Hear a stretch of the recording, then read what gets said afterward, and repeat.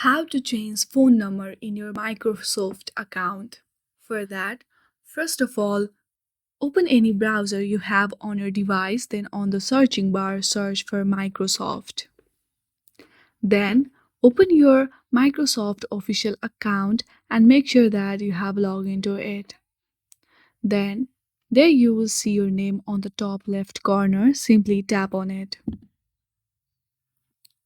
From here, if you scroll down a little bit, there you will see account info. Under that, there you will see email address and phone number. To edit, there you will see edit account info. Simply tap on it. Here you have to enter your password and then you will be able to edit your phone number.